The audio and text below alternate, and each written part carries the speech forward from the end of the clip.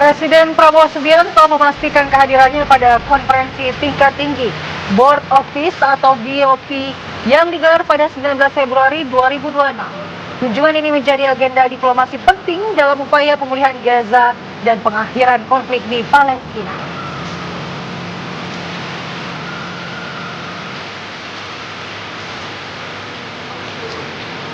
Kasus mayat dalam koper yang dimutilasi di sebuah rumah di Brebes, Jawa Tengah berhasil diungkap oleh tim Resmob Satreskrim Polres Brebes.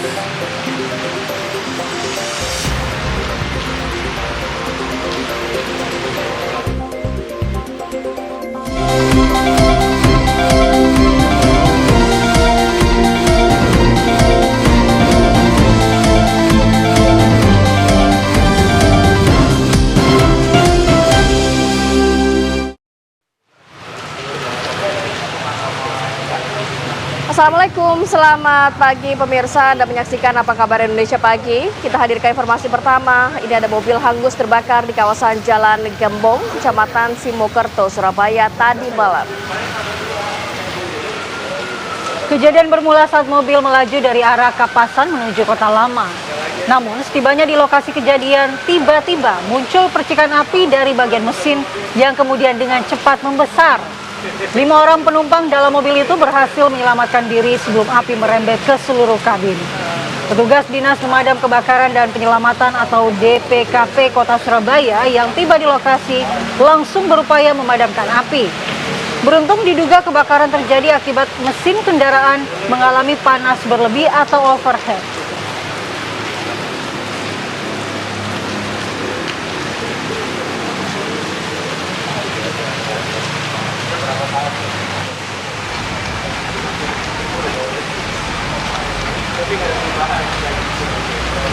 Selanjutnya sebuah gudang ban mobil di Jalan Raya Camat Pondok Aren,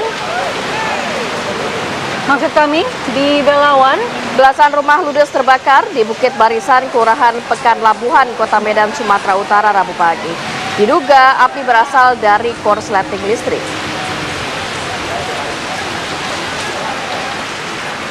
Api terus membesar karena banyak bahan yang mudah terbakar dan kondisi angin kencang membuat api juga cepat merembet ke bangunan lainnya. Warga mencoba memadamkan api dengan air parit, namun tak berpengaruh banyak. Api berhasil dipadamkan setelah 7 unit mobil pemadam kebakaran tiba ke lokasi kejadian. Tidak ada korban jiwa dalam peristiwa ini, namun 10 rumah hanya tinggal puing-puing.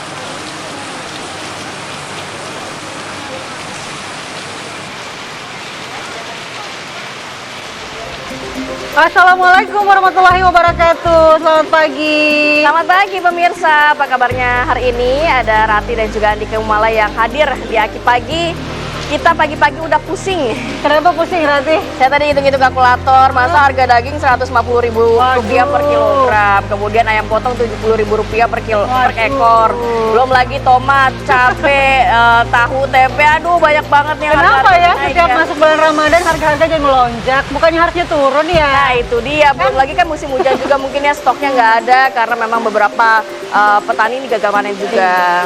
Mudah-mudahan juga hari ini meskipun hujan deras seperti yang terlihat di belakang kita, tetap semangat untuk menjalankan puasa hari ini biar sampai selesai ya. Amin, amin ya robbal alamin. Kita juga sudah menyiapkan beragam informasi. Ini ada salah satunya adalah sebuah gudang ban mobil di Jalan Raya Camat Pondok Aren, Kelurahan Pondok Jaya, Kecamatan Pondok Aren, Kota Tangerang, Banten yang terbakar, pemirsa. Rekaman video amatir memperlihatkan kobaran api yang membakar gudang ban mobil. Api terus membesar membakar material yang mudah terbakar di gudang ban mobil tersebut. Api sulit dikendalikan karena banyaknya material yang mudah terbakar. Selain itu, tim pemadam kebakaran kesulitan menjangkau lokasi karena akses jalan yang sempit. Setelah hampir 2 jam, api berhasil dikendalikan. Diduga kebakaran disebabkan karena korsleting listrik.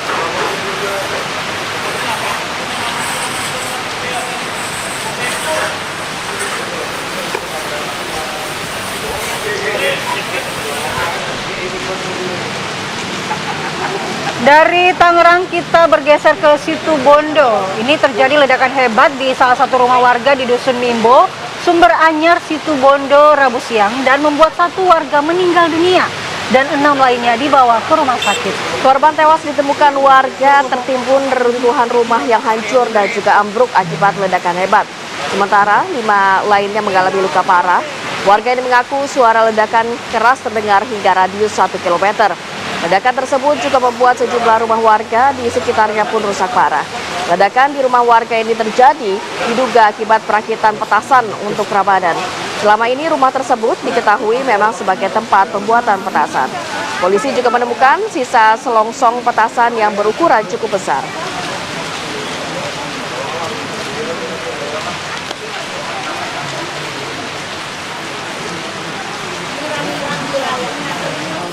Dan kurang ajar. situ tajuk. Ditaring ke karyan. Muncul orang karyan.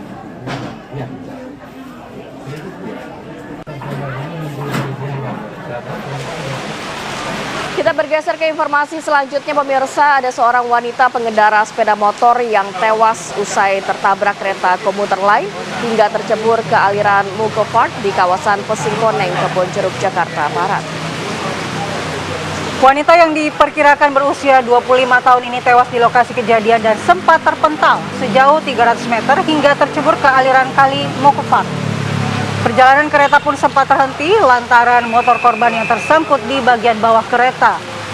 Diduga korban menerobos perlintasan kereta yang tak berpalang pintu saat kereta akan melintas. Saat ini jenazah korban telah dievakuasi ke Rumah Sakit Umum Daerah Tangerang.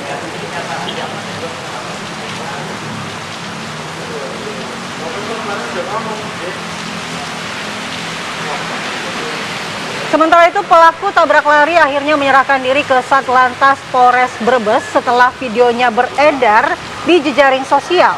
Kecelakaan yang melibatkan supir truk dan becak itu mengakibatkan 1 orang tewas dan 1 luka-luka.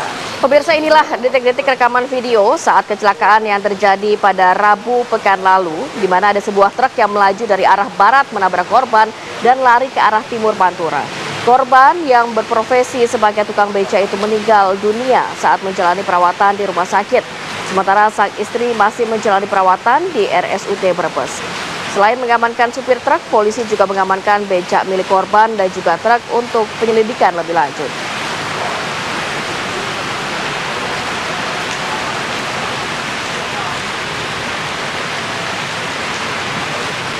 Pemirsa, tim SAR gabungan berhasil menyelamatkan seorang pendaki dalam operasi evakuasi di wilayah Medan terjal di Gunung Rante, Banyuwangi, Jawa Timur. Seorang pendaki tergelincir dan terjatuh hingga mengalami patah tulang saat hendak turun dari jalur pendakian di Gunung Rante, Banyuwangi, Jawa Timur. Tim rescue Kansar Banyuwangi yang menerima laporan langsung bergerak ke lokasi. Korban yang mengalami cedera serius akhirnya berhasil dievakuasi dari ketinggian 2.600 meter dalam kondisi selamat.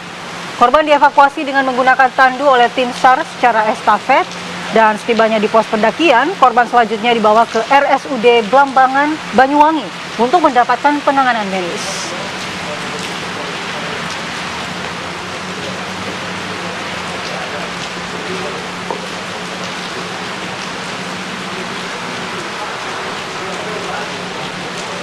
Kita ke kabar lainnya, truk tangki bermuatan tiner terbakar di ruas tol Cipali, tepatnya kilometer 185, Kecamatan Gempol, Kabupaten Cirebon, Jawa Barat.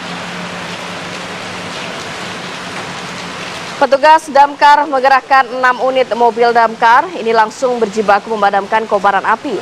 Dengan menggunakan bahan khusus foam, petugas menyemprotkan air ke area tangki yang terus berkobar. Diduga kebakaran terjadi akibat kampas rem panas hingga menyulut area tangki yang bermuatan bahan mudah terbakar. Akibat insiden ini, arus lalu lintas mengalami kemacetan hingga 7 km. Petugas pun melakukan rekayasa arus dengan mengalihkan kendaraan menuju ke pintu keluar Sumber Jaya. Usai berjibaku kurang lebih selama 3 jam, kobaran api akhirnya berhasil dipadamkan. Petugas langsung melakukan proses pendinginan agar tidak ada lagi sisa percikan api.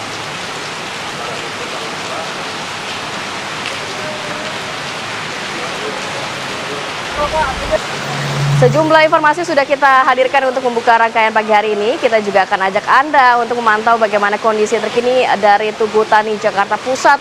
Bagaimana pantauan arus lalu lintas pagi hari ini? Bribtu Eklesia, silakan informasinya.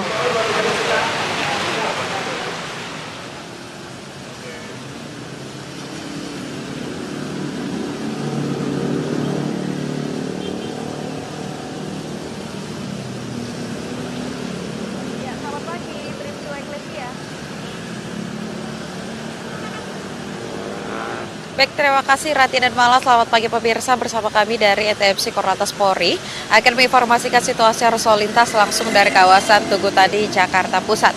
Dapat kita lihat bersama situasi arus lalu lintas pada pagi hari ini tampak cukup ramai dan terus mengalami peningkatan volume arus kendaraan dari berbagai arahnya, yakni dari arah Cikini yang akan menuju ke arah Gambir. Pada pagi hari ini tampak cukup ramai dan terus mengalami peningkatan volume arus kendaraan karena bertepatan dengan jam berangkat perkantoran. Kami menghimbau kepada seluruh pengendara yang melintasi kawasan ini untuk tetap berhati-hati dan selalu menjaga jarak aman kendaraan Anda dengan kendaraan lainnya. Dan dikarenakan kondisi cuaca yang tidak menentu di kawasan DKI Jakarta dan sekitarnya, kami menghimbau kepada seluruh pengendara untuk tetap berhati-hati. Selalu jaga batas maksimal kecepatan kendaraan Anda mengantisipasi banyaknya jalanan yang licin dan juga struktur jalan yang tidak rata akibat curah hujan. Dan untuk situasi arus lalu lintas selanjutnya dari arah Tamrin yang akan menuju ke arah Senen juga tampak cukup ramai namun tetap kondusif lancar. Perlambatan kecepatan kendaraan di kawasan ini hanya terjadi jelang antrean traffic light saja yang berimbas hingga 500 meter ke belakang selepasnya kendaraan dapat melaju dengan kecepatan normal.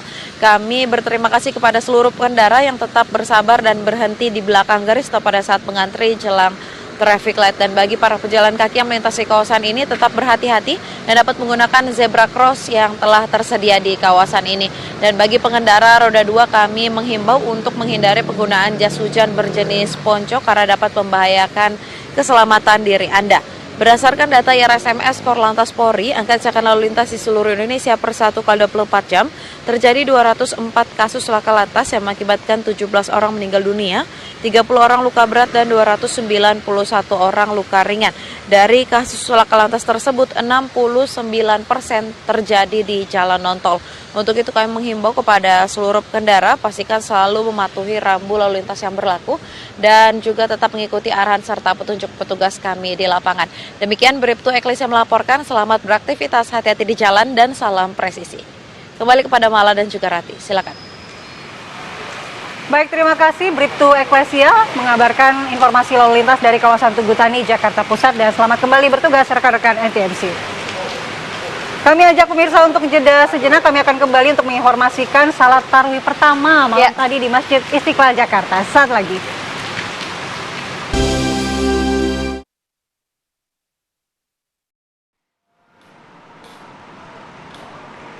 Terima kasih pemirsa, Anda masih setia bersama kami. Sidang lanjutan gugatan Citizen Lawsuit ijazah Presiden ke-7 Joko Widodo ini menghadirkan Roy Suryo dan juga Rismond Sianipar. Kehadiran Roy dan Rismond dalam sidang kali ini adalah sebagai saksi, ahli telematika dan juga digital forensik yang dihadirkan oleh penggugat.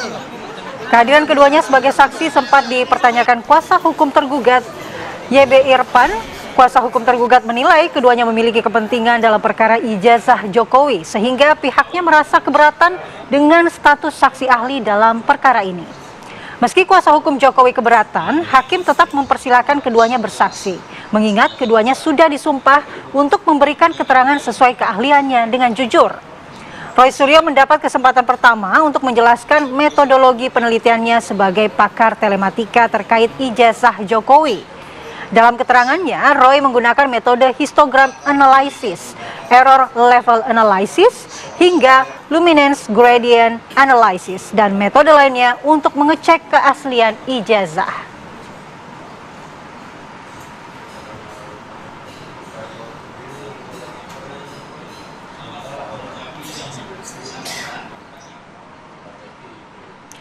Pemerintah menyiapkan anggaran 15 triliun rupiah untuk percepatan pemulihan pasca bencana di Sumatera. Pemerintah menyebut 1.200 orang meninggal dunia dan 139 orang lainnya masih dinyatakan hilang dalam bencana alam di Aceh, Sumatera Utara, dan juga Sumatera Barat. Pemerintah bersama DPR RI menggelar rapat koordinasi Satgas Pemulihan Pasca Bencana di Sumatera. Pemerintah mencatat ada 1.205 orang meninggal dunia dan 139 orang masih dinyatakan hilang. Jumlah pengungsi dari sebelumnya 2 juta orang saat ini menjadi 12.900 orang. Pemerintah masih memberikan perhatian khusus pada 13 daerah super prioritas serta 29 desa yang dilaporkan hilang akibat banjir dan longsor. Hingga kini pemerintah masih kesulitan membersihkan lumpur pasca bencana dari rumah ke rumah. Memang lumpur-lumpurnya masih banyak, dan ini sudah harus masuk door to door, rumah ke rumah. Untuk jalan umum memang sudah banyak dikerjakan oleh PU dan antara TNI, Polri.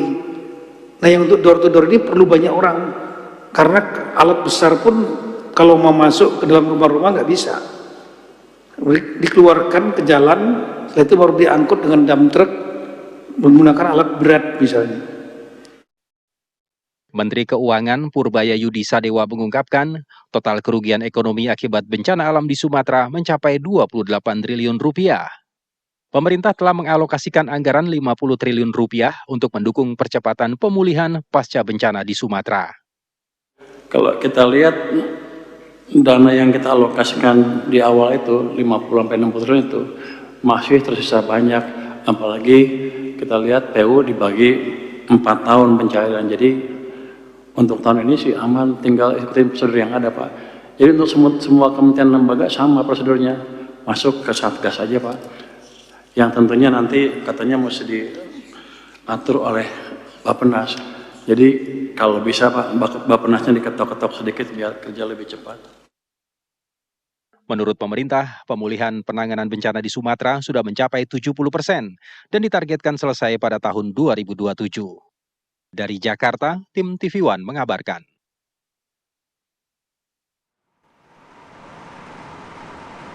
Ya, kita bergeser ke informasi selanjutnya. Masjid Istiqlal Jakarta malam tadi mulai menggelar pelaksanaan sholat tarawih perdana. Ya, kita lihat bersama-sama bagaimana keramaian sholat tarawih perdana di Masjid Istiqlal yang diikuti ribuan jemaah dan berlangsung hikmat. Para jemaah yang datang tidak hanya dari wilayah Jakarta, namun ada pula yang berasal dari daerah Bogor, Bekasi, dan Tangerang. Para jemaah berharap agar di bulan Ramadan tahun ini membawa keberkahan, kelancaran, dan keselamatan bagi seluruh umat. Biasanya tuh kalau Istiqlal lagi rame-ramenya pas awal Ramadan dan juga di akhir Ramadan. Ya, dekat-dekat Lebaran biasanya juga udah mulai rame ya. Tapi ini sebenarnya kalau kita melihat tidak begitu ramai karena mungkin masih ada libur anak sekolah begitu ya. Jadi iya juga. Masyarakat banyak yang mungkin di tempat wisata dan lain sebagainya. Di luar kota ya. Di luar kota ya. Sementara itu pemirsa, Masjid Negara di Ibu Kota Nusantara di Kalimantan Timur malam tadi juga resmi menggelar sholat tarawih perdana. Usai sholat maghrib, ratusan jemaah telah memadati ruang sholat utama Masjid IKN dan momen ini menandai dimulainya aktivitas ibadah Ramadan di Ibu Kota Nusantara. Jemaah berdiri rapat dan juga rapi, membentuk barisan yang memanjang hingga ke bagian belakang ruangan. Sholat tarawih perdana di Masjid Negara IKN dipimpin oleh Imam dari Masjid Istiqlal Jakarta, yakni Ustadz Semarto Momalai. Masjid Negara IKN berkapasitas besar dan juga mampu menampung puluhan ribu jemaah secara bersamaan.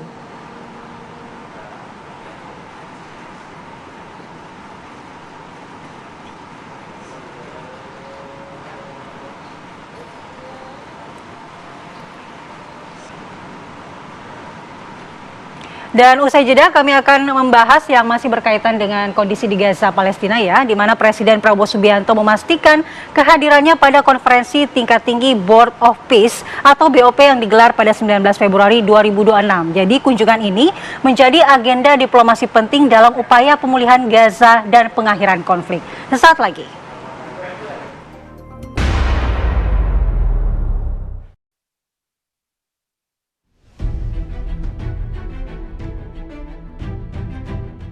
Presiden Prabowo Subianto memastikan kehadirannya pada konferensi tingkat tinggi Board of Peace atau BOP yang digelar di Washington DC, Amerika Serikat pada 19 Februari 2026. Kunjungan ini menjadi salah satu agenda diplomasi penting dalam upaya mendorong perdamaian global, termasuk pemulihan Gaza dan pengakhiran konflik yang berkepanjangan di Palestina. Dalam forum tersebut, Presiden diharapkan menegaskan posisi Indonesia yang konsisten mendukung penghentian kekerasan dan memastikan perlindungan maksimal bagi warga sipil Palestina.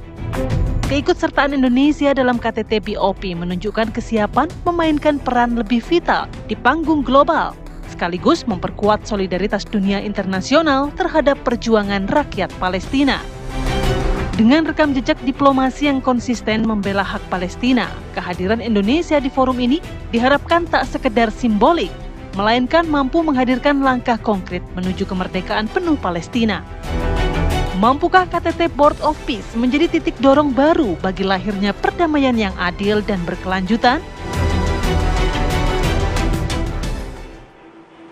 Ya, KTT Perdana BOP ini menjadi panggung diplomasi baru bagi Indonesia. Lalu bagaimana langkah strategis Presiden Prabowo Subianto membawa isu Palestina dalam forum ini? Kita akan bahas dengan narasumber kita yang sudah hadir di studio. Ada Mas Ahmad Fuad Fanani, tenaga ahli utama KSP. Selamat pagi, Mas Fuad. Selamat pagi, Mbak. Sehat ya? Alhamdulillah sehat. Puasa, Mas? Puasa dari kemarin. Oke, kemudian ada juga Mas Ahmad Khairul Umam, Ketua Program Studi Magister HI Paramadina. Selamat pagi, Mas Umam. Selamat pagi, Assalamualaikum Mbak. Terima kasih Bapak-Bapak sudah hadir pagi hari ini. Tapi kita juga menyoroti ada 3 agenda penting yang juga dilakukan Presiden Prabowo Subianto dalam lawatannya kali ini. Selain juga KTT Perdana BOP, tapi juga ada Agreement on Reciprocal Trade yang juga kabarnya hari ini akan dilakukan. Kita akan pantau bagaimana informasi terbaru langsung dari Washington DC, Amerika Serikat. Sudah ada Fatimah Albar. Selamat pagi waktu Jakarta, Fatimah. Silakan informasinya.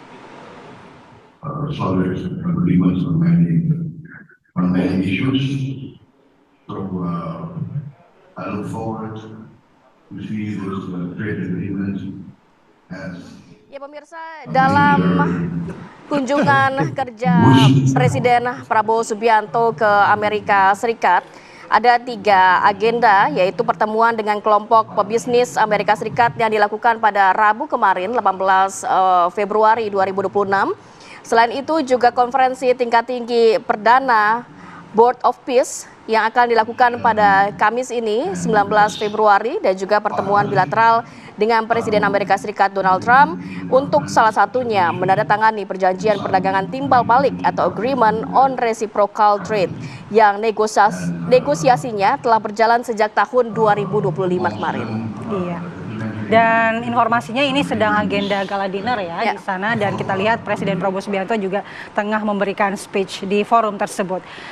Kita kemudian akan berdialog terlebih dahulu sebelum kemudian melihat lagi bagaimana laporan kondisi atau situasi di sana. Mungkin saya mau ke Mas Fuad. Mas Fuad, apa sih pesan utama pemerintah yang ingin disampaikan dengan kehadiran Presiden Prabowo Subianto di KTT Perdana BOP ini? Pertama, bahwa kehadiran Pak Prabowo ke KTT Perdana BOP itu menunjukkan keberlanjutan diplomasi Indonesia di panggung global. Semenjak eranya Pak Presiden sering menyampaikan bahwa Indonesia ingin menyumbangkan sesuatu yang produktif, yang konstruktif untuk perdamaian dunia, dan itu sesuai dengan amanat konstitusi bahwa kemerdekaan di atas dunia harus ditegakkan dan semua bangsa mempunyai hak untuk merdeka. Dalam hal ini Indonesia mendukung penuh kemerdekaan Palestina melalui two state solution. Yang kedua, kehadiran Pak Prabowo itu juga menunjukkan bahwa Pak Presiden berkomitmen penuh sebagai anggota BOP, dan di situ ingin memastikan bahwa BOP itu berdasarkan mandat PBB, dalam hal ini UNSC 2803. Dan yang ketiga, Indonesia ingin memastikan bahwa rencana-rencana Indonesia misalkan ingin berperan di panggung global, itu memastikan bahwa BOP itu tidak bertentangan dengan PBB itu sendiri dan hukum-hukum internasional gitu. Oke, jadi ada 3 misi besar yang dibawa Presiden untuk hadir dalam KTT Perdana BOP. Saya mau ke Mas Umam dulu. Mas Umam, kalau kita melihat sebenarnya seberapa besar peluang Indonesia untuk mempengaruhi kebijakan di BOP ini, karena kabarnya setiap kepala negara yang hadir di sana membawa usulan-usulan dari negaranya untuk disampaikan. Seberapa besar peluangnya? Karena kita melihat historinya begini, Mas Umam, selama ini cukup keras Israel tetap tidak mendengarkan semua pihak untuk menghentikan genosida. Bagaimana Israel bisa, yang juga hadir dalam BOP ini, bisa juga dipengaruhi nantinya kebijakan oleh BOP ini untuk mengambil langkah? Ya, selama Indonesia kemudian mampu membangun strategic alliance dengan kekuatan-kekuatan negara, terutama yang memiliki basis dukungan yang cukup clear terhadap Palestina, seperti Qatar, Turki, Mesir, Saudi Arabia sendiri, kalau misal kemudian itu bisa dilakukan, tentu peluang itu cukup besar. Tetapi kalau misal kemudian tunduk kepada narasi dan juga agenda strategis Trump dalam konteks geoekonomi ataupun dalam konteks geopolitics, tentu ini menjadi sebuah tantangan yang cukup serius. Maka di level ini, langkah-langkah yang harus di-clearkan oleh Indonesia dalam konteks ini adalah Kementerian Luar Negeri. Satu, pastikan memang kalau misal nanti mengirimkan TNI atau dalam konteks operasi non-militer di Gaza, pastikan pasukan perdamaian ya, pastikan itu berada dalam satu cantolan yang clear dengan PBB. Yang kedua, pastikan juga bagaimana struktur dalam konteks BOP itu, kemudian terutama di lapangan ya, karena kalau misal tidak clear memang menjadi cukup problematis, terutama ketika kemudian misal nanti ada apapun namanya ISF atau dalam konteks armada kekuatan peacekeeper yang kemudian dideploy oleh BOP, maka betul-betul harus berada satu posisi yang independen, yang netral. Karena kalau misal tidak, memang kekhawatiran sejumlah pihak cukup relevan untuk diantisipasi. Terutama ketika kemudian deployment dari kekuatan peacekeeper nanti seolah kemudian dimanfaatkan oleh Israel untuk melakukan pelucutan senjata Hamas, terutama di wilayah-wilayah yang selama ini tidak mudah dilakukan oleh Israel sendiri, terutama di wilayah utara ya, di Rafah yang memiliki perbatasan dengan Mesir, di mana itu adalah jalur-jalur yang Hamas sendiri mendapatkan kemudian kekuatan, dukungan dari kekuatan-kekuatan lain. Nah ini yang kemudian harus dikelirkan, karena kalau misal tidak, maka kita juga tidak ingin Indonesia termasuk juga kekuatan-kekuatan middle power yang praktis 18 negara dari 28 negara yang ada di BOP itu memang pro terhadap Palestina. Tetapi kalau misal ini tidak diantisipasi dengan optimal, maka kita khawatirnya kita jatuh pada genderang yang ditabuh oleh Donald Trump itu sendiri. Maka pintar-pintarnya kita untuk meletakkan ini pada satu basis yang betul-betul clear, yang kemudian kita bisa menavigasi realitasnya begini. Memang kita percaya pada sistem multilateralisme, tetapi fakta sejarah sejak Perang Dunia I, Perang Dunia II, era Perang Dingin, selalu terjadi structural deadlock. PBB tidak berfungsi, UNSC tidak berfungsi. Berapa kali resolusi yang kemudian dikeluarkan? 1948, 1967, 2016, 2024, semuanya tidak berlaku. Dari beberapa resolusi itu, apa bedanya dengan diplomasi-diplomasi terdahulu dengan daya tekan yang akan dibawa oleh Presiden Prabowo Subianto saat ini? Apalagi Israel juga bergabung dalam BOP dan akan hadir dalam KTT Perdana ini. Oke, perbedaannya adalah ini adalah satu minilateralisme yang memang sangat berbeda dengan konteks multilateralisme sekarang. Tetapi satu hal, kita memang berharap pada sistem multilateralisme, tetapi fakta sejarah menunjukkan bahwa multilateralisme dalam konteks ini PBB tidak bisa kita consider lagi, tidak bisa kita anggap lagi sebagai sebuah aktor yang independen. Kalau kita merujuk pada teorinya Cliff Archer, itu organisasi internasional punya 3 fungsi, sebagai arena, sebagai aktor independen, dan yang satu lagi tentu yang terkait dengan konteks fungsional mereka. Kalau PBB kita anggap sebagai aktor independen, faktanya tidak. Bahkan dalam konteks operasional, pendanaan itu sangat bergantung pada Amerika. 20%. Dalam konteks peacekeeper global, itu 30% dananya dari Amerika. Bahkan dari 180 sekian negara. Genosida yang terjadi pun kayaknya tidak menggigit Dewan Keamanan PBB. Itulah mengapa kemudian, ketika kemudian Amerika dengan segala kontroversi Presiden Trump, dia mencoba untuk melakukan langkah lain, ini barangkali bisa dianggap sebagai sebuah ikhtiar baru. Meskipun tetap kita harus meluangkan space ruang kecewa. Karena bagaimanapun juga ruang kecewa itu sesuatu yang selama ini kita rasakan. Kita berharap apa, faktanya apa. Yang tahun lalu ya, Ramadan juga, hari ini kita di bulan Ramadan, resolusi PBB, hentikan serangan terhadap Gaza. Tahun lalu, di bulan Ramadan, dia lakukan serangan senjata yang luar biasa. Nah, ini adalah upaya untuk mengepung bersama-sama Israel, yang mana kemudian dengan cara ini adalah langkah yang relatif quote by quote, cukup strategis untuk melakukan itu. Itulah mengapa Israel termasuk yang sangat terlambat masuk dalam BOP, karena itu adalah ekspresi sebenarnya ketidaksiapan dia, ketidaksetujuan dia terhadap konsep BOP. Karena kalau misal dia masuk di situ, dia akan dikepung oleh banyak kekuatan yang akan mengkat langkah-langkah dia secara unilateral untuk melakukan penguasaan di wilayah Gaza. Baik, saya mau ke Mas Fuad. Tadi ada beberapa poin yang disampaikan. Jangan sampai pasukan perdamaian ini tidak ada cantolannya dengan PBB. Kemudian juga dikatakan oleh Mas Umam tadi bahwa sebenarnya Netanyahu saat ini sangat keras begitu ya. Tidak ada rekonstruksi kalau nggak ada pelucutan senjata. Sedangkan tidak ada juga Palestina di dalam BOP.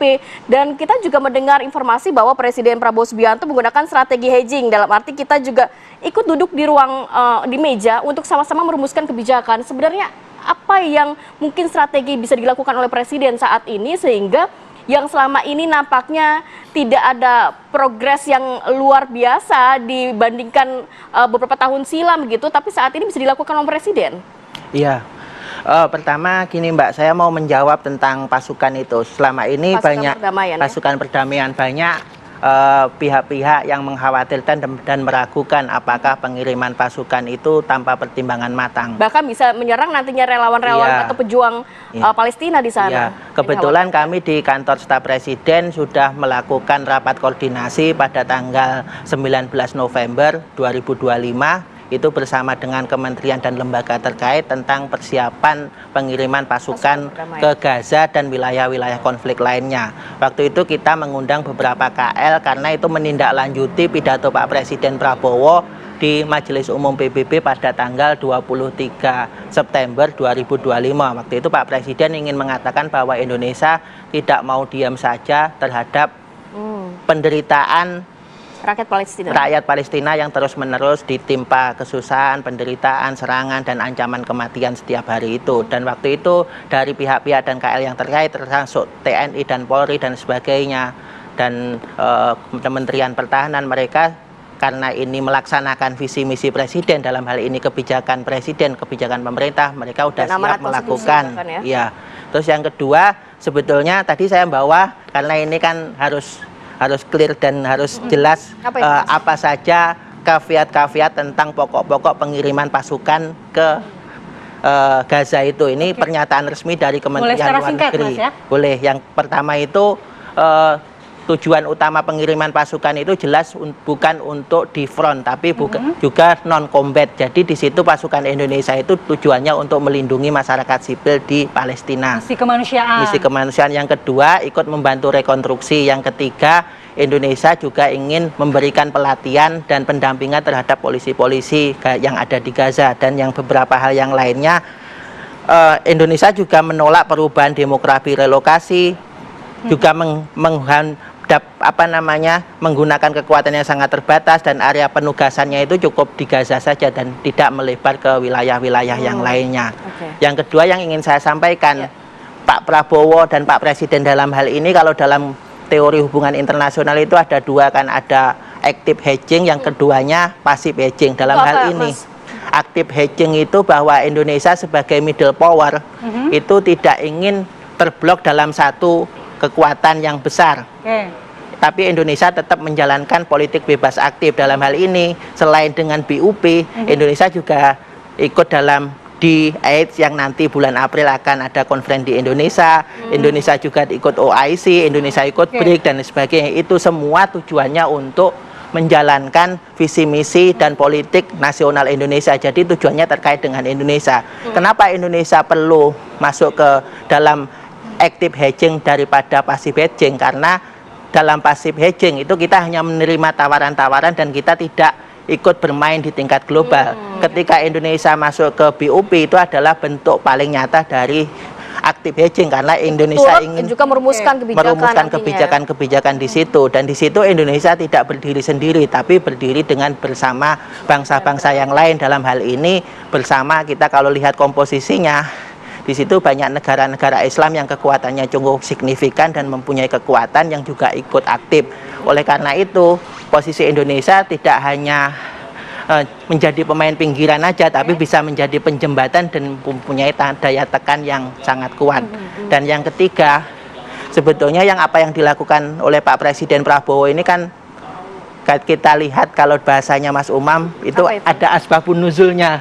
Jadi ada kaitan-kaitannya dengan yang dilakukan oleh presiden-presiden sebelumnya. Ini kan sebetulnya tindak lanjut dengan dari politik bebas aktif Indonesia itu. Bahwa Indonesia yang dilakukan itu kan kita rujuk ke belakang, itu kaitannya dengan dulu ketika Pak Soekarno memprakarsai KTT Asia Afrika, ada Dasar-Sila Bandung. Terus setelah itu Pak Soeharto memprakarsai tentang KTT non-blok, gerakan non-blok, dan sekarang Pak Presiden Prabowo juga melanjutkan apa yang udah pencapaian baik yang dilakukan oleh pemimpin-pemimpin Indonesia sebelumnya. Tapi Mas Fuad, lalu bagaimana kemudian Presiden Prabowo nanti akan menyinkronkan ya antara pesan perdamaian yang akan dibawa dalam BOP ini dengan relevansinya dengan agenda domestik dan juga kerjasama yang akan dijalin di agenda-agenda lainnya di Washington DC. Tapi kita jawab usai jeda sesaat lagi.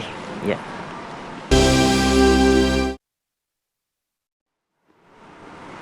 Kita lanjutkan dialog di Apa Kabar Indonesia Pagi. Saya mau ke Mas Fuad. Mas Fuad, dalam agenda ke KTT Perdana BOP ini, bagaimana kemudian Presiden Prabowo Subianto menyeimbangkan pesan perdamaian untuk perdamaian di Gaza dengan agenda domestik yang dibawa untuk menjalin kerjasama di Washington DC?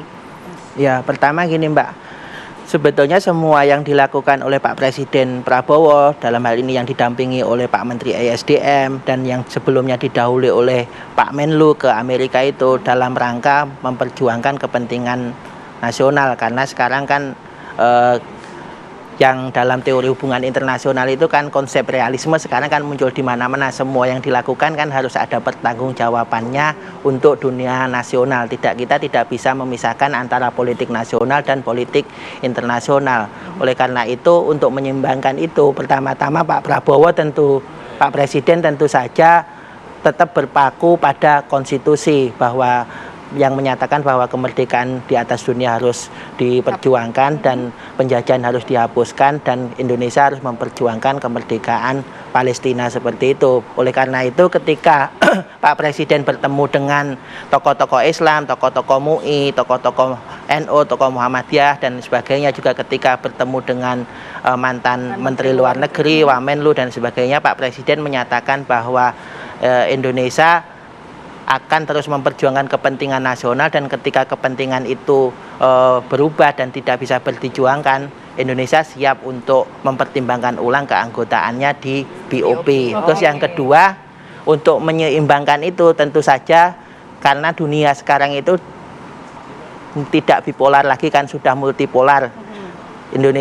Dunia itu seperti anarchical society, seperti itu udah masyarakat yang anarkis, seperti kemarin Amerika menyerang Venezuela, Rusia menyerang Ukraine, terus ada konflik Amerika mengancam Taiwan dan Iran dan sebagainya. Itu kan persoalan-persoalan dunia. Dalam hal itu maka Indonesia itu kan sebagai middle power, dan middle power itu tentu menyeimbangkan keanggotaannya di BOP dengan keanggotaannya di tempat-tempat yang lain. Misalkan seminggu yang lalu Indonesia menerima kunjungan dan ada kesepakatan pertahanan dengan Perdana Menteri Australia. Australia dalam hal ini kan tidak ikut BOP.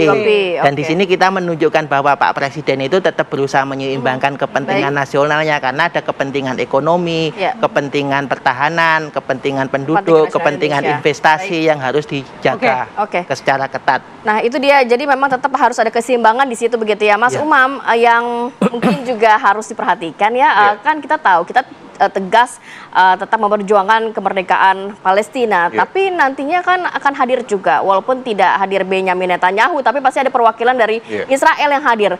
Apa komunikasi atau sesimpel gestur dari presiden ini saat bertemu dengan Israel, ya jangan sampai juga menjadi bola liar di publik nantinya, terlalu mesra, terlalu akrab, terlalu welcome dan lain sebagainya. Iya. Itu pertanyaan yang teknis tapi sangat strategis, Mbak Ratih. Jadi konteksnya apa yang disikap ya, gestur dari presiden itu sangat berpengaruh terhadap bagaimana pemahaman publik masyarakat kita Indonesia dalam konteks pola relasi terhadap Israel. Karena kalau misal kemudian sampai salah posisi, salah sikap, itu imbas politiknya bisa kemana-mana. Terlebih tidak banyak masyarakat kita yang memahami konsep two-state solution. Karena two-state solution itu memang menghadirkan kewajiban, bukan hanya memperjuangkan kemerdekaan Palestina, tetapi juga acknowledgement terhadap kedaulatan Israel. Nah, ini yang kemudian harus diperhatikan betul. Maka Presiden harus bersikap tenang, sopan, tidak berlebihan, atau bahkan kalau misal mengumbar senyum, kemesraan, dan lain sebagainya, tentu secara diplomatik itu akan problematis. Nah, maka di level ini adalah bagian dari sebuah proses politik internasional. Kalau kita kembali pada konsep yang disampaikan oleh Jürgen Habermas tentang resolusi konflik dan juga dialogical ethics, ya, memang proses perdamaian itu akan sulit dicapai kalau misal kita meninggalkan proses dialog dengan kekuatan yang menjadi inti dari masalah itu sendiri. Maka proses ini adalah sebuah ruang dialektika yang terpaksa harus dilalui, harus dilakukan sebagai sebuah upaya untuk mencapai kemenangan strategisnya. Memang secara taktis barangkali kurang etis. Untuk apa kita berdekatan dengan Israel yang selama ini secara politik, militer, bukan hanya menghancurkan tetapi mengusir warga Palestina sejak 1948 sampai sekarang. Nah, oleh karena itu ini menjadi sebuah kesadaran. Saya berharap juga tentu lingkar dekat Pak Presiden, tentu juga Kemenlu sendiri membriefing Pak Presiden dengan baik, meskipun sejak awal kita sudah memprediksi Netanyahu tidak akan datang dalam KTT tapi ini. tetap ada perwakilan dari Tetapi tentu ada perwakilan. Apakah perwakilannya kemudian akan disejajarkan dengan kepala-kepala negara yang lain?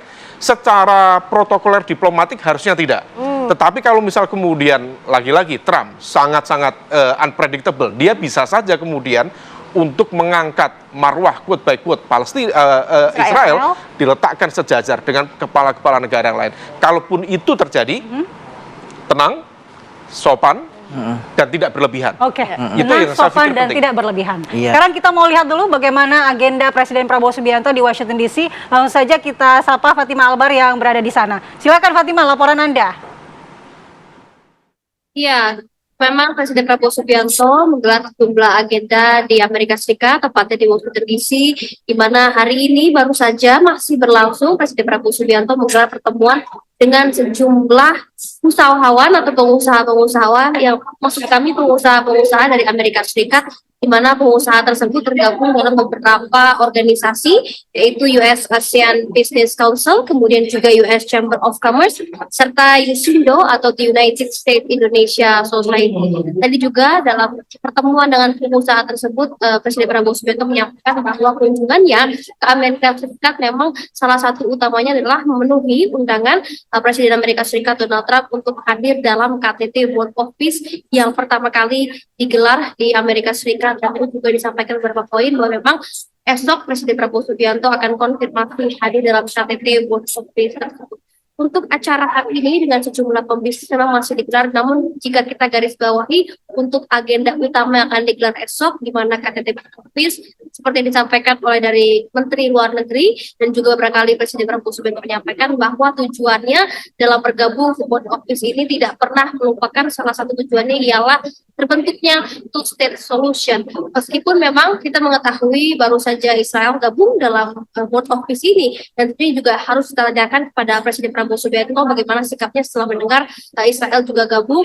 Namun beberapa kali Presiden Prabowo Subianto menyampaikan bahwa tujuannya untuk bergabung dalam World of Peace adalah tidak pernah melupakan yaitu two-state solution. Dan juga beberapa kali dalam kesempatannya Presiden Prabowo Subianto menyampaikan bila mana World of Peace ini memang tidak sesuai dalam untuk memerdekakan Palestina, maka tidak segan Indonesia akan keluar dari World of Peace tersebut, di mana memang pernyataan tersebut berulang kali disampaikan oleh Presiden Prabowo Subianto. Untuk itu kita akan nantikan bagaimana rangkaian Presiden Prabowo Subianto di Amerika Serikat, karena tidak hanya untuk agenda World of Peace saja, informasinya juga Presiden Prabowo Subianto akan menandatangani surat dagang, yaitu mengenai agreement on reciprocal trade yang informasinya akan digelar di White House atau Gedung Putih pada tanggal 20 Februari mendatang. Sementara itu, Rati. Baik, terima kasih laporan langsung Fatimah Albar dari Washington DC dan selamat kembali bertugas Fatimah. Mas Umam, tadi minta tanggapannya lanjutan terkait perbincangan kita tadi, bahwa dalam forum BOP ini kira-kira hambatan terbesar apa sih yang akan dihadapi Indonesia dalam mewujudkan perdamaian permanen di Palestina, apalagi kan kita ini berada di antara negara-negara besar juga yang masuk ke dalam forum BOP ini. Mungkin tidak hanya sampai perdamaian, mungkin kemerdekaan Palestina yang diharapkan ya Mas Umam ya. Hambatan terbesarnya adalah kekuatan dari BOP itu sendiri, yaitu bagaimana berselancar dengan agenda kepentingan Amerika Serikat. Karena kalau misal kita mendasarkan harapan pada UNSC misalnya, United Nations Security Council, fakta di lapangan multilateralisme tidak berjalan. Maka yang bisa dilakukan adalah bagaimana kemudian kita menavigasi setiap agenda kepentingan yang dimiliki oleh Amerika Serikat, tentu juga dengan Israel di situ. Memang ini ada semacam gap. Israel masuk, tetapi representasi Palestina tidak masuk. Meskipun dalam konteks yang lebih detail, proses rekonstruksi dan sebagainya di layer 5, di BOP itu memasukkan elemen-elemen dari Palestina. Meskipun itu bukan dari Hamas, tetapi dari Fatah. Nah, yang kemudian bisa dilakukan adalah bagaimana kemudian kita bisa mengepung tadi, membangun strategic alliance dengan Qatar, dengan Turki, dengan Mesir, untuk meyakinkan supaya Israel ini betul-betul tunduk pada agenda yang dibangun oleh BOP. Karena per saat ini kita juga memahami bahwa baik Hamas, termasuk juga Israel, mereka itu pada satu posisi yang menggunakan argumen zero-sum game. Hamas tidak ingin ada Israel merdeka, Israel juga tidak ingin ada Palestina merdeka. Nah, ini yang kemudian harus kita kepung, karena kita sejak awal percaya pada konsep two-state solution. Hanya itu proses win-win solution yang bisa dilakukan. Nah, maka di level ini tentu tidak mudah, tetapi yang terpenting adalah langkah-langkah yang bisa dilakukan. Pertama tadi, cantolan PBB-nya harus jelas, supaya kemudian ini tidak menjadi unilateral. Karena kalau unilateral, nanti pasca Trump selesai, ini mau kemana? Mau dibawa kemana hubungan kita ini? Yang kedua, harus di-clearkan juga supaya kemudian BOP tidak hanya fokus pada demilitarization proses, tetapi juga fokus pada perlindungan sipil masyarakat Palestina, membuka jalur-jalur bantuan kemanusiaan yang selama ini ditutup oleh Israel, terutama di wilayah utara, di Rafah tadi, berbatasan dengan Mesir, itu harus dibuka. Karena kalau misal tidak dibuka, bagaimana kemudian masyarakat Palestina mendapatkan dukungan, obat-obatan, juga logistik. Nah, ini yang kemudian harus diperjuangkan. Kalau misal itu bisa dilakukan, saya pikir ini adalah langkah strategis untuk membangun confidence building. Bahwa organisasi ini, meskipun sifatnya minilateralisme, dan basisnya sangat unilateral. Karena basisnya adalah Trump, bukan organisasi multilateral. Ini bisa berjalan secara efektif. Kalau misal itu bisa dilakukan, ya kita berharap. Tetapi kalau misal tidak, Indonesia harus berpikir ulang. Apakah kemudian mau melanjutkan ini, ataukah justru melakukan langkah-langkah yang secara diplomatik lebih bermartabat ke depan? Itu dia poin-poin yang disampaikan oleh Mas Umam, yang juga menjadi consider banyak pihak publik Indonesia begitu ya, Mas Fuad. Kalau tadi dikatakan oleh Fatima, berkali-kali Presiden Prabowo Subianto juga menyatakan nantinya akan dipertimbangkan juga apakah memang kita lebih banyak baiknya atau mudaratnya begitu ya masuk dalam BOP ini. Kemudian juga tidak hanya sampai perdamaian, tapi kita menginginkan kemerdekaan Palestina, di mana hak-hak warga Palestina, hak-hak untuk menentukan masa depannya juga ada begitu, diimplementasikan, dikembalikan. Iya, ya. Sebetulnya kalau kita lihat dalam bukan yang charternya, tapi yang di BOP yang UNS 2803, dan setelah itu ada comprehensive plan dari Trump, ada 20 itu kan kita melihat langkah-langkah strategis yang akan dilakukan BOP. Dan BOP itu kan mandat dari PBB untuk menyelesaikan konflik di Palestina dan Israel itu, dan konflik Palestina dan Israel itu nanti itu kan ada aturan-aturan di BOP bahwa setiap 6 bulan sekali itu kan melaporkan ke UNSC atau Dewan Keamanan, jadi ada audit kontrolnya di situ juga, dan di situ juga dijelaskan bahwa nanti ada representasi dari Palestina. Dalam hal ini representasi dari Palestina itu kan Dr. Ali Saad yang dari teknokratnya itu, dan di situ juga ada yang disebut sebagai NCAG, National Committee for Administration of Gaza itu, yang di situ tujuan goalnya, ultimate goalnya itu kan untuk membuat transisi pemerintahan di Palestina, dan nanti yang paling ujung mengakui two state solution itu. Terus yang kedua, kita tentu pemerintah mendengar dengan baik apa yang disampaikan masukan-masukan dari masyarakat, karena kan pemerintah Indonesia menganut sistem demokrasi sebagaimana disampaikan oleh Abraham Lincoln bahwa dalam demokrasi itu kan kita harus mendengarkan suara rakyat karena semuanya dari rakyat, kembali ke rakyat.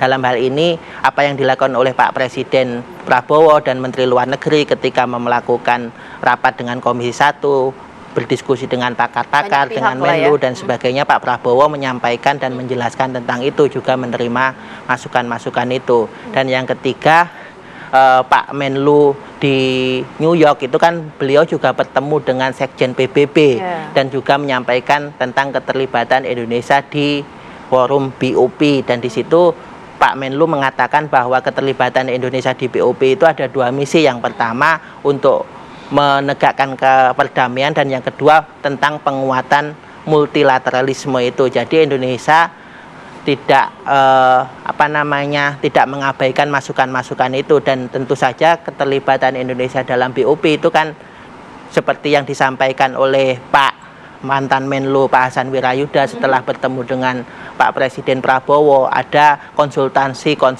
yang dilakukan sebelum Indonesia terjun ke dan terlibat dalam BOP. Oleh karena itu yang seperti tadi saya sampaikan, pemerintah berusaha menyeimbangkan kepentingan internasional dan tentu saja kepentingan nasionalnya itu menjadi paling utama.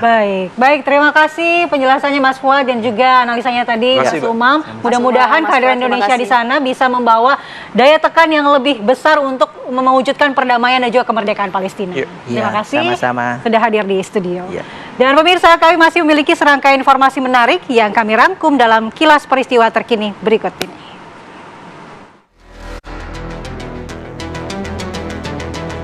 Sebuah lapak yang diduga dijadikan tempat penampungan bahan bakar minyak di Kampung Kidungkul, Lubuk Jaya, Desa Serdang, Kecamatan Kramat Watu, Serang, Banten, terbakar hebat. Selain menghanguskan isi bangunan, api juga membakar sebuah mobil dan 1 unit sepeda motor.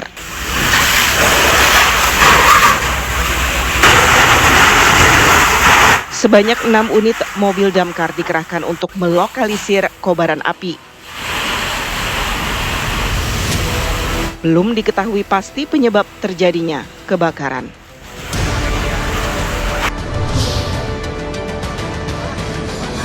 Petugas gabungan berhasil menemukan jasad seorang pria yang terjatuh di aliran Kali Sunter, Tanjung Priok, Jakarta Utara. Korban ditemukan setelah tim SAR melakukan penyisiran Kali Sunter dengan radius 20 meter dari lokasi kejadian. Jasad korban berada di tumpukan sampah yang menggenang. Sebelumnya, korban dikabarkan terjatuh dari tanggul saat sedang memancing bersama kedua rekannya. Usai jenazahnya dievakuasi, kini dibawa ke Rumah Sakit Polri Kramat Jati untuk diotopsi.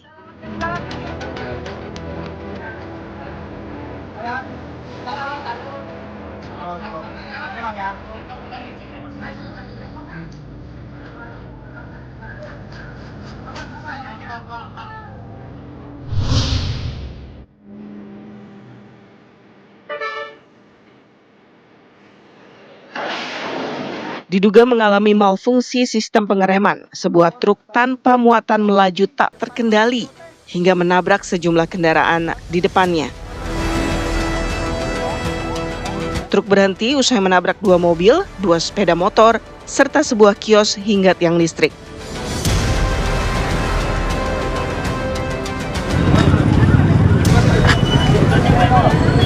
Akibat peristiwa ini, seorang pengemudi ojek online meninggal dunia di tempat.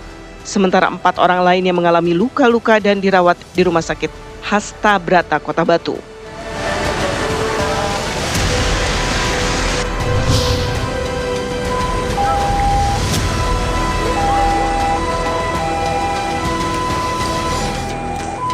Sebuah mobil menghantam sepeda motor hingga menyebabkan 1 orang meninggal dunia di jalur lintas selatan Pacitan, Kabupaten Pacitan, Jawa Timur.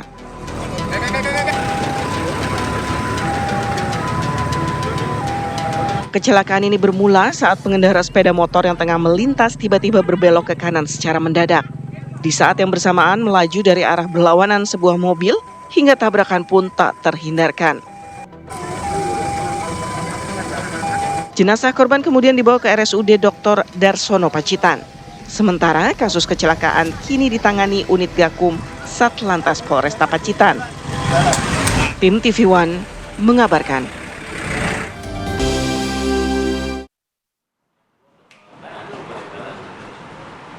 Ya, terima kasih pemirsa, Anda masih setia bersama kami. Ini warga Jawa Tengah mengeluhkan adanya kenaikan pajak kendaraan bermotor yang cukup tinggi pada awal tahun 2026. Kenaikan pajak ini ditentang warga dengan tagar tolak bayar pajak yang juga viral di media sosial. Kenaikan pajak kendaraan bermotor sekitar 16% yang diterapkan pemerintah Provinsi Jawa Tengah dikeluhkan masyarakat. Wajib pajak kendaraan bermotor kini harus membayar opsen pajak. Sekretaris Daerah Provinsi Jawa Tengah mengungkapkan opsen pajak yang diterapkan pada wajib pajak kendaraan bermotor sudah diterapkan sejak tahun 2025. Keberadaan opsen pajak itu sudah sesuai dengan undang-undang yang diatur oleh Kementerian Dalam Negeri dan hasil opsen pajak itu nantinya akan langsung dikirimkan ke 35 kabupaten kota. Sementara itu, PLT Kepala Bapenda Provinsi Jawa Tengah mengaku akan berkoordinasi dengan Gubernur Jawa Tengah untuk menurunkan opsen pajak kendaraan bermotor sekitar 5%. Dengan adanya penurunan opsen pajak hingga sebesar 5%, diharapkan masyarakat tidak akan terbebani dalam pembayaran pajak kendaraan bermotor. Kenaikannya 16%, lumayan tinggi ya. Iya, ini itu akhirnya dikeluarkan. Kaget juga dong ya yang ada tagihan pajak kendaraan. Namun nantinya setelah kita dilaksanakan dilaksanakan adalah diskon 5% ini kembali, karena Bapak Gubernur itu melihat situasi dan berkembang aspirasi masyarakat, mencoba untuk bagaimana untuk dapat menjawab keprihatinan dan sebagainya yang ada di masyarakat. Maka tentu saja ada tadi dibahas, kita membahas untuk sementara adalah 5% diskon itu, tentu saja itu yang tadi dijelaskan oleh Pak Sekda. Ya, ini juga menjadi perbincangan publik mengenai opsen pajak khususnya di wilayah Jawa Tengah. Kita akan bergabung dengan Bapak Zulkifli Gayo, Ketua TPPD Jawa Tengah yang sudah bergabung pagi hari ini. Assalamualaikum, selamat pagi Pak Zulkifli. Selamat pagi. Waalaikumsalam, selamat pagi Mbak Ratih dan Mbak Nika. Sehat Mbak. Pak Zulkifli. Ya. Baik, terima kasih banyak Pak Zulkifli atas waktunya pagi hari ini Pak. Tapi ini juga akhirnya menjadi perbincangan di ruang publik begitu Pak terkait opsen pajak. Sebenarnya ini skemanya seperti apa? Masyarakat banyak yang juga menduga-duga jangan-jangan ini pajak baru terselubung begitu, tanda kutip. Dan mungkin penjelasan secara lebih detail terkait opsen pajak seperti apa Pak Zulkifli? Oh, tidak Mbak Mika dan Mbak Ratih. Jadi terkait dengan option pajak ini itu sudah ditetapkan di dalam Perda nomor 12 tahun 2023. Jadi penerapan ini sebenarnya sudah ditetapkan di dalam Perda tahun 2023, tetapi pelaksanaannya karena sesuai dengan amanat Undang-Undang 1 tahun 2022 tentang HKPD, itu pelaksanaannya mulai dari Januari 2025. Nah, ini cuman saya perlu jelaskan dulu kenapa sih ada option pajak. Itu ada perbedaan Mbak terkait dengan mekanisme fiskal di daerah, terutama antara provinsi dengan kabupaten kota, sehingga muncullah ada perbedaan antara Undang-Undang 28 tahun 2009 tentang PDRB, pajak daerah dan retribusi daerah, dengan Undang-Undang 1 tahun 2022 tentang HKPD. Di mana kalau di dalam undang-undang yang lama itu bagi hasil bentuknya. Jadi pajak yang dipungut, PKD yang dipungut oleh provinsi itu dibagi hasil 30% untuk kabupaten kota, 70% untuk provinsi. Kemudian di dalam undang-undang HKPD yaitu Undang-Undang 1 tahun 2022 itu menjadi terbalik, yaitu 66% untuk kabupaten kota yang prosesnya langsung ketika membayar langsung di-split untuk kabupaten kota, kemudian sisanya untuk provinsi, jadi lebih besar. Sebenarnya proses inilah yang terjadi di dalam undang-undang HKPD yang sudah dituangkan di dalam Perda 12 tahun 2023. Baik, ini secara struktur ya Mbak ya yang perlu kami jelaskan. Jadi tarif itu di dalam Undang-Undang HKPD dilakukan konversi terlebih dahulu. Jadi bukan ujuk-ujuk ini sudah naik 16%, enggak. Itu dilakukan konversi terlebih dahulu. Sebelumnya Mbak, saya perlu jelaskan, Jawa Tengah itu tarif pajaknya itu 1,50. Nah, kemudian setelah dikonversi melalui mekanisme yang ada di Undang-Undang HKPD itu menjadi 1,05. Kemudian ditambahkan option tadi yang langsung split ke kabupaten kota 66%, sehingga muncul tarifnya menjadi 1,74%. Itu Mbak secara runtut proses bisnis yang terjadi. Gimana? Ya? Ya, jika memang hanya perubahan skema bagi hasil, tapi kenapa pada kenyataannya di lapangan nominal yang dibayarkan oleh warga terasa lebih besar, Pak? Ya, betul. Makanya ini saya jelaskan lagi. Jadi itu kan sudah di-split tadi yang melalui proses yang dilakukan. Apa sih dampaknya terhadap HKPD ini? Kalau terhadap belanja provinsi, Mbak, belanja provinsi itu mengalami penurunan. Misal ya, tahun 2024 itu dari PKB kita sampai dengan 5,4 triliun. Tahun 2025 itu menjadi 3,9 triliun, yaitu berkurang sekitar 1,5 triliun. Ini untuk provinsi, belanja provinsi ya, saya sampaikan. Tapi untuk kabupaten kota, yang tadi yang kami sampaikan, jadi option itu adalah pembagian hasil dengan mekanisme. Ada nggak kenaikan tarif? Nah, baru saya bercerita terkait dengan kenaikan tarif yang ada di Jawa Tengah beserta dengan provinsi yang lain. Jadi Mbak, sebelum HKPD itu lahir, Provinsi Jawa Tengah itu tarif pajaknya itu terendah di Pulau Jawa, yaitu 1,5. Yaitu ada Jawa Timur, ada DIY, ada Jawa Tengah. Kemudian Jawa Barat sudah 1,75%, DKI sudah 2,00%. Kemudian setelah keluar option, semua daerah melakukan kenaikan, Mbak. Jadi bukan hanya Jawa Tengah yang melakukan kenaikan. Saya nanti runtut secara historikal saya sampaikan. Jadi adanya Undang-Undang HKPD, adanya option 66%, itu semuanya naik. Misal, Jawa Barat itu naik dari 1,75 menjadi 1,86. Itu naik sekitar 6,29%. Jawa Tengah dari 1,50 naik menjadi 1,74, 16%. Jawa Timur naik dari 1,50 ke 1,99%, sekitar 32. DIY dan DKI itu tidak. Kenapa? Karena fiskalnya, sekali lagi, kan yang harus dipertimbangkan di dalam pembangunan daerah itu adalah kesehatan fiskal. Kalau DIY dengan DKI itu ada namanya dana istimewa, sedangkan provinsi yang lain tidak. Itu yang pertama. Yang kedua, baru penerapan. Kita bicara izin Mbak Ratu, saya jelaskan dulu ringkut, karena baru penerapan di Jabar dan Jatim itu menerapkan masih menggunakan diskon gitu Mbak. Ya, sedangkan Jawa Tengah lagi merumuskan diskon. Kenapa tidak menerapkan diskon? Gitu Karena memang Jawa Tengah itu masuk ke dalam 10 besar ekonomi terbaik Mbak. Pertumbuhan ekonomi di 2025 kita masuk top 10. Nah, apa aja strukturnya? Itu tapi ada begini Pak Zulkifli. Kemudian nah, gimana Mbak? Tadi Anda menjelaskan mengapa tidak ada dikeluarkan diskon dan ini skemanya bagi hasil antara kabupaten kota dan juga provinsi. Tapi begini Pak, di lapangan kondisinya justru ada masyarakat yang menolak bayar, menunda bayar dan lain sebagainya. Kan kita ingin adanya suatu kebijakan ini juga akhirnya bisa diimplementasikan dalam arti wajib pajak, ini patuh pajak begitu Pak. Tapi dengan kondisi seperti ini apa nantinya evaluasi yang akan dilakukan? Ya, betul Mbak. Jadi menanggapi dari respon masyarakat yang ada di lapangan, kemudian Pak Gubernur itu langsung melakukan hari itu juga begitu ada respon itu langsung memerintahkan Kepala Bapenda, Pak Sekda sebagai Ketua TAPD untuk merumuskan terkait dengan memberikan diskon, tapi dengan mempertimbangkan tadi yang fiskal daerah. Kemudian pertimbangan itu dimunculkanlah opsional itu untuk memberikan 5% diskon pajak. Tapi saya perlu jelaskan bukan 5% dari keseluruhan Mbak, tapi dari kenaikan tadi itu diberikan diskon 5%. Artinya cukup membantu masyarakat untuk meringankan beban masyarakat. Ini adalah kebijakan yang diambil oleh Pak Gubernur dalam waktu dekat ini. Kemudian ini sudah dirumuskan, tinggal nanti berdiskusi dengan teman-teman di DPRD, kemudian berdiskusi dengan teman-teman OPD untuk langsung implementasi terkait dengan kebijakan diskon ini. Langsung ditindaklanjuti Mbak terkait dengan diskon. Ketika sudah penerapan diskon ini Mbak, jadi pembayaran pajak, saya sekaligus simulasinya ya Mbak ya, pembayaran pajak yang terjadi itu misal singkat saja Pak.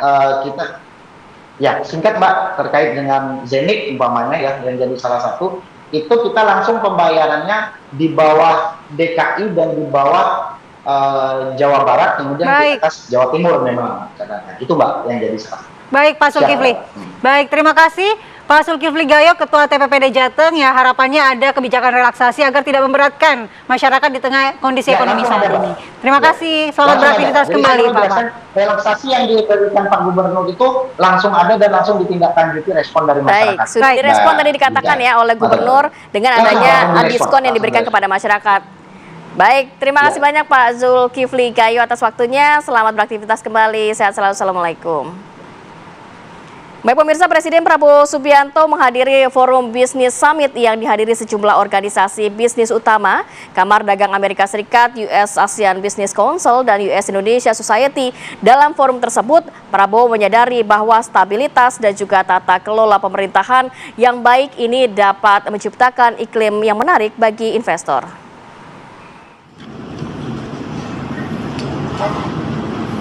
We understand that only with stability, good governance, can there be a climate that is attractive to foreign investors. No one wants to invest in a situation or an atmosphere of uncertainty, instability, or even chaos. We are very fortunate that Indonesia has enjoyed quite a long period of relative stability. Kita ajak Anda untuk kembali jeda, namun kami akan kembali lagi dengan informasi di mana kasus mayat dalam koper yang dimutilasi di sebuah rumah di Brebes, Jawa Tengah berhasil diungkap oleh tim Resmob Satreskrim Polres Brebes. Sesaat lagi.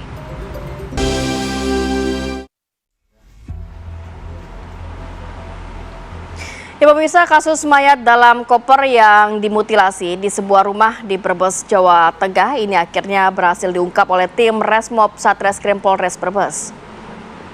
Polisi menangkap Rokib, 45 tahun, pelaku pembunuhan mayat dalam koper yang terjadi di Desa Sukareja, Kecamatan Banjarharjo, Kabupaten Brebes, Jawa Tengah.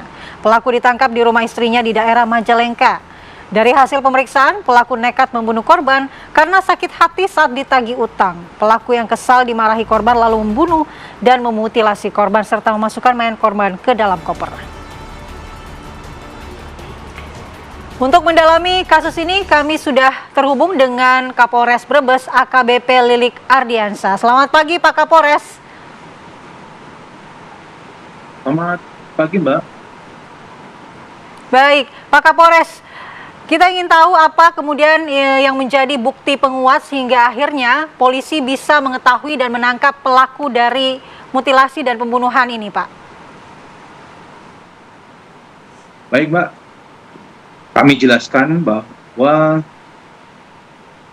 kami memiliki koordinasi yang baik antara dari Polsek, Polres, kemudian Polda dalam kaitan dengan pengungkapan kasus ini. Karena pada saat kejadian itu tidak lama setelah pelaku ini membunuh korban dan kemudian meninggalkan korban di kamar mandi yang belum jadi di rumah saudari Daniati ini, itu langsung kami mendapatkan beberapa petunjuk dari keterangan saksi yang ada di TKP, sehingga keterangan-keterangan tersebut itu mengarah kepada pelaku. Ini yang membuat kita jadi memiliki banyak keyakinan oleh penyidik bahwa itu mengarah kepada pelaku saudara R. Baik. Yang mana saat itu juga beberapa jam setelah kejadian kabur ke Majalengka ke rumah istrinya. Baik, Pak Kapolres, kabarnya ini motifnya karena sakit hati, ditagih utang. Memang hubungan mereka ini apa sih, Pak? Kemudian utangnya berapa besar sehingga pelaku ini kok sampai tega menghilangkan nyawa korban? Mohon maaf, suara Mbak. Ya, Pak Kapolres, motifnya karena sakit hati, benar ya Pak, ditagih hutang. Sebenarnya hubungan mereka ini seperti apa dan berapa besar hutang dari pelaku? Baik, jadi dari hasil pemeriksaan terhadap pelaku, untuk motif ini murni masalah hutang. Dan pelaku memang saat ditagih itu merasa sakit hati terhadap korban, karena pada saat ditagih itu korban ini sempat meludahi dan juga menampar tersangka, sehingga saat itu tersulut emosi dan melakukan pembunuhan. Kemudian untuk kaitan dengan hubungan pelaku dan korban, itu memang mereka sudah saling mengenal dan memiliki hubungan hutang piutang. Sedangkan untuk latar belakang permasalahan murni adalah masalah hutang. Sehingga kita kemarin terus melakukan pemeriksaan terhadap saksi maupun tersangka, bahwa untuk motif sampai dengan saat ini murni hutang, masalah hutang. Baik, Pak Kapolres, lalu konstruksi hukumnya seperti apa terhadap pelaku? Apakah ini masuk dalam berencana atau spontan dilakukan pembunuhan dan mutilasi tersebut, Pak? Baik, kami menerapkan pasal KUHP terbaru, yakni Undang-Undang Nomor 1 Tahun 2023, pasal 458 untuk pembunuhan yang diancam pidana penjara seumur hidup ataupun pidana penjara paling lama 20 tahun, dan juga pasal 479 tentang pencurian dengan kekerasan diancam pidana penjara maksimal 15 tahun. Baik, berarti pasal berlapis yang dikenakan kepada pelaku. Terima kasih banyak Pak Kapolres Brebes, Bapak AKBP Lili Ardiansyah sudah berbagi informasi dan waktunya. Selamat beraktivitas kembali. Assalamualaikum. Selamat pagi Pak Kapolres. Oke, kita harus jeda dulu sih. Nanti kita hadirkan informasi yang juga membuat pusing ibu-ibu, emak-emak mungkin ya, karena memang menjelang bulan suci Ramadan. Jadi dari beberapa hari lalu memang sudah ada kenaikan harga bahan pangan. Betul. Nah, ini kenaikannya faktornya seperti apa dan mungkin kenaikannya di range berapa, karena daging sapi kabarnya sampai dengan Rp150.000 per kilogram, belum lagi ayam, belum lagi tomat, cabai. Ini selengkapnya ya. Ibu ya. Kita hadirkan selengkapnya saat lagi, tetap bersama kami di Apa Kabar Indonesia Pagi.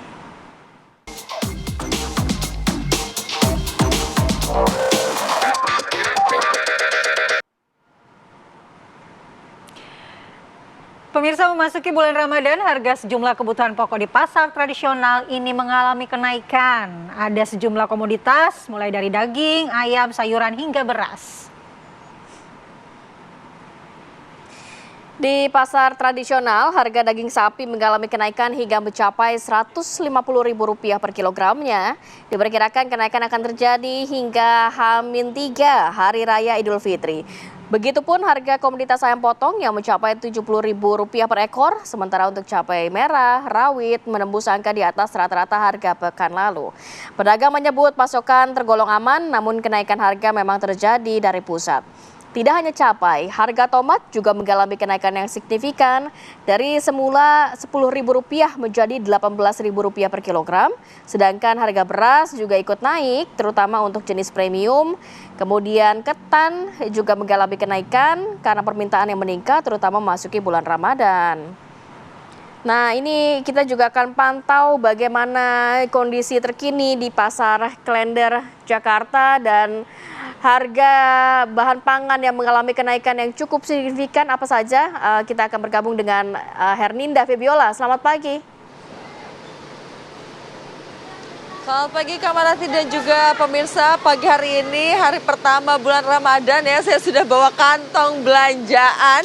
Untuk apa? Untuk stok selama Ramadan ya. Apalagi nanti berbuka akan masak-masak ya di rumah. Tapi persoalannya, saya cuma bawa uang Rp50.000 nih. Nah, di hari ini apakah uang Rp50.000 ini masih dapat berapa? Apa memenuhi kantong belanjaan saya yang besar ini? Kita coba cari tahu ya pemirsa ya. Selamat pagi Ibu. Bu beli Bu. Bu, aku punya uang 50.000. Ini harga pada naik ya? Harganya naik apa aja Bu yang naik Bu? Ya cabai, bawang, rawit semuanya naik. Cabai, bawang, rawit semuanya naik. Kalau saya punya uang 50.000, ini dapat cabai berapa banyak Bu kira-kira Bu? Seperempat 25. Seperempat 25. Berarti 1 kilogramnya berapa? 100. Ibu dengan Ibu siapa Bu? Bu Meling. Ibu Meling. Ibu Meling. Bu, ini berarti sekilo 100.000. Tadinya berapa Bu sebelumnya Bu? Sebelumnya cuma 60, 70, langsung 10 tiap hari naik. Tadinya 60, 70, per hari naik terus sampai 100.000. Udah berapa lama tuh Bu naiknya Bu? Kira-kira semingguan. Coba aku mau tanya ibu-ibu yang lagi pada belanja deh nih ya. Selamat pagi Ibu, permisi. Ibu dengan siapa Bu? Ibu Suryati. Ibu Suryati. Ibu Suryati belanja apa Bu pagi-pagi? Belanja sayuran. Belanja sayuran, apa aja Ya. tuh sayurannya? Itu cabai itu wortel tuh. Boleh kasih lihat gak Bu belanjaannya Bu? Coba Bu. Ini tuh. Itu. Nih cabai. Cabai. Harganya berapa Bu sekarang? Ini sekarang kan ini 100.000. Ya. Yang ini berapa Bu? 50. Ini 50. Tuh ini 60. Tuh 50 dapat ini doang. 50. Oh, jadi saya 50.000 cuma dapat ini aja pemirsa. Cabai merah aja ya, kirain bisa menuhin kantong saya Bu, nggak dapat ternyata ya. Ini dari kapan sih Bu naiknya Bu? Tahu nggak? Udah seminggu. Udah seminggu ya. Ibu tiap hari belanja ke pasar sini? Iya. Berarti tahu banget tuh ya naiknya berapa per hari ya? Iya, tiap hari. Paling tinggi apa aja Bu? Boleh taruh sini bentar Bu. Nah, Ini yang paling tinggi ini cabai. cabai ya paling tinggi ya Bu ya harganya Bu ya. Kalau yang lain mah ini kan ini sekarang berapa 14 ya Bu? Dek, ini sekarang berapa? Tuh, ini sekarang turun. Cabainya Oh, udah turun sawi ya 12.000. wortel. Tuh 15. Bu, nah kalau misalkan harga naik kayak gini, Ibu mengurangi gak sih belanjanya? Ya enggak. Orang kita kan kebutuhannya sehari-hari sama. Orang tiap hari dagangnya kan dagangnya di PT sono di TV1, dekat TV1. Oh, jadi Ibu buat dagang juga ya Bu ya? Itu yang di PT itu tuh yang konveksi. Jadi kan sehari-hari kalau karyawan kan nggak tahu ini harga naik, nggak tahu barang nggak ada. Pusing nggak sih Bu nih harga pada naik Bu?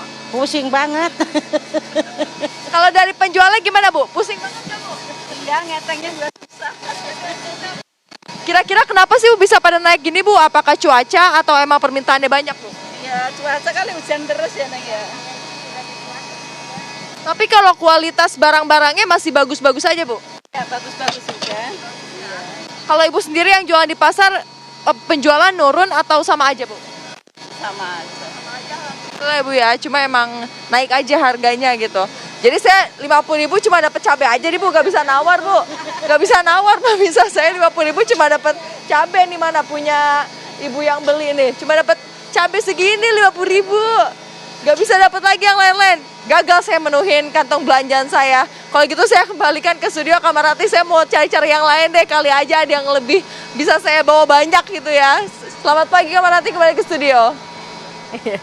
Kayaknya kamu harus patungan sama kameramen biar bisa dapat banyak juga. Biasanya juga saya kalau beli kayak gitu setengah kilo Bu, seperempat. Masalahnya gitu. juga Rati, Kalau beli kilo banyak banget dan mahal. Masalahnya kalau Olive cuma bawa cabai pulangnya, entar sakit perut lagi buka puasa cuma pakai cabai doang.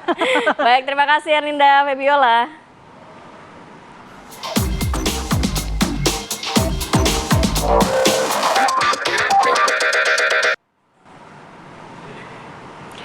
Ya itu tadi live on location dari pasar terkait kebutuhan harga atau kenaikan harga pangan. Kita akan kembali dengan kabar-kabar viral di mana ini ada salah satunya seorang remaja berusia 16 tahun meninggal dunia usai terlibat kecelakaan di ruas tol Bakaheni Terbanggi Besar. Informasi selengkapnya kami hadirkan usai jeda.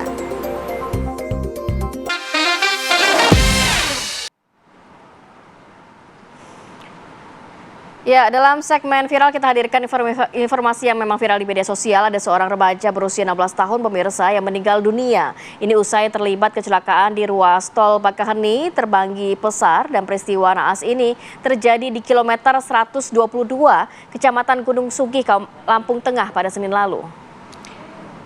Ya, kalau Anda lihat dari rekaman CCTV, seorang remaja berusia 16 tahun yang merupakan seorang santri diketahui sedang berusaha menyeberangi jalan tol bersama dua rekannya. Namun, korban terjatuh di tengah jalan hingga tergilas oleh sebuah mobil minibus yang melaju sangat kencang. Meski sempat dievakuasi ke rumah sakit, nyawa korban tidak terselamatkan akibat luka parah di bagian kepala dan kaki. Kini kasus tersebut telah ditangani oleh pihak kepolisian setempat.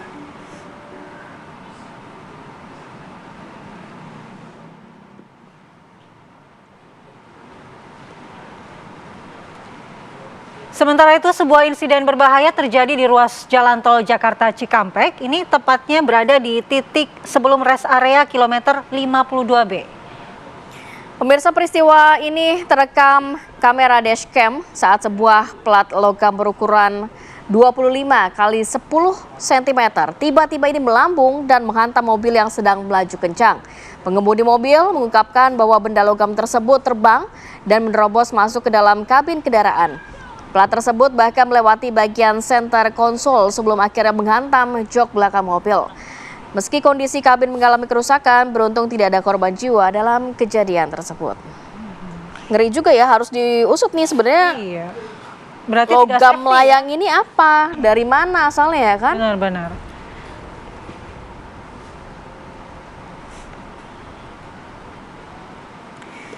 Ada yang viral juga pemirsa, aksi keributan antar pengguna jalan kembali terjadi dan ini menjadi sorotan di media sosial. Jadi peristiwa tersebut diketahui berlokasi di kawasan Kembangan, Jakarta Barat. Dari rekaman yang beredar, terlihat seorang pria terlibat cekcok dengan pengendara mobil di tengah kemacetan jalan raya. Pria tersebut tampak didampingi oleh seorang wanita yang berusaha untuk menenangkannya. Situasi kian memanas saat pria tersebut melakukan tindakan pengerusakan secara sengaja terhadap salah satu spion mobil hingga patah. Akibat kejadian ini, pengemudi mobil dan pengendara lain di sekitar lokasi turun tangan untuk meredam keributan. Hingga saat ini, penyebab pasti dari perselisihan tersebut belum diketahui secara jelas. Ini biasanya memang sangat rentan ya. Istighfar Pak.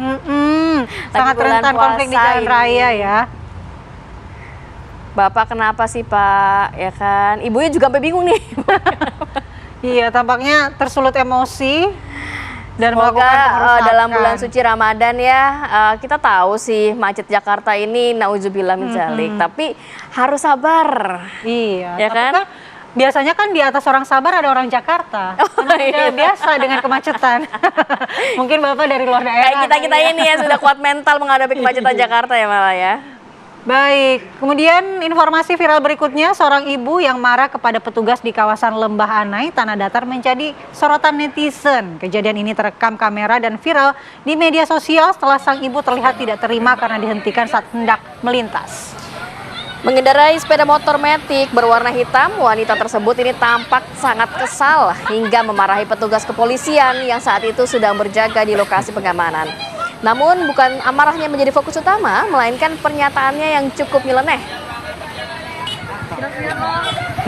Dengan nada tinggi, ia sempat berceletuk bahwa dirinya lah pemilik negara Indonesia ini. Seolah tidak ada siapapun yang boleh melarangnya lewat. Menanggapi hal tersebut, para petugas dan warga sekitar hanya bisa tersenyum dan juga tertawa. Nah, kita dengarkan ya.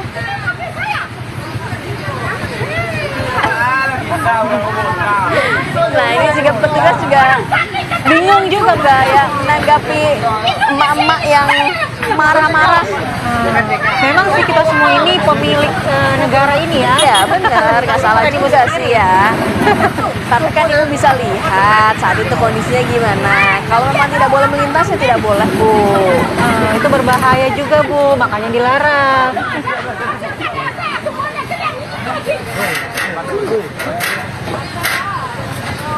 Ya semoga ibunya kalaupun ada kejadian juga sekarang meresponnya positif ya, karena ibunya udah viral nih Bu di media sosial. Oke, kita bergeser ke informasi yang lain pemirsa. Ada aksi balap liar yang kembali terjadi di kawasan Ciledug Raya Seskoal, Jakarta Selatan. Peristiwa ini berlangsung pada Selasa dini hari pukul 1.30 waktu Indonesia Barat. Dalam unggahan media sosial, terlihat sejumlah pemuda melakukan adu kecepatan di tengah jalan raya yang masih dilalui kendaraan. Salah satu peserta bahkan terlihat tertinggal jauh dari lawannya saat melewati kerumunan penonton di pinggir jalan.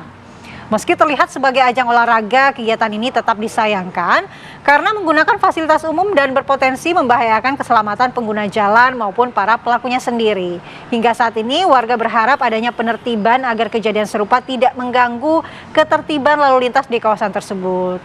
Nah, jangan di jalan raya pokoknya, mau lomba lari kek, mau balap motor kek, cari arena yang sesuai dengan peruntukannya. Kan bisa tuh di GBK gitu kan, yang muter-muter situ aja kan udah disediakan sama Pemprov DKI.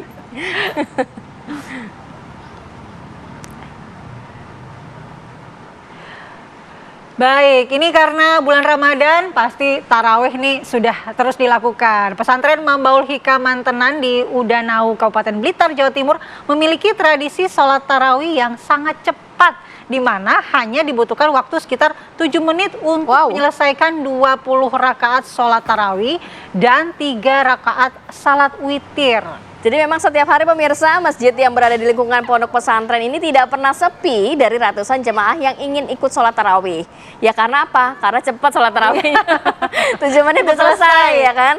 Tidak hanya jemaah dari lingkungan Ponpes Mambaul Hikam saja, sholat tarawih cepat ini juga ternyata diikuti oleh warga sekitar dan dari kabupaten lain seperti Kediri dan juga Tulung Agung. Pihak pesantren juga memastikan tidak ada rukun sholat yang tertinggal dalam sholat tersebut sah sesuai dengan syariat hukum Islam. Jadi memang sejarahnya cepet banget ini gerakan sholatnya ya. Rati sanggup nggak ngikut? Kalau saya tak cari masjid yang lain dulu kayaknya. Jadi memang sejarah sholat tarawih yang berlangsung cepat ini pertama kali dilakukan oleh pendiri pondok pesantren sekitar tahun 1907. Kalau saya memang biasanya nyari yang memang cepat, tapi nggak secepat ini juga malah. Ini kayaknya memang harus punya fisik yang skill tertentu ya untuk bisa sholat tarawih cepat ini.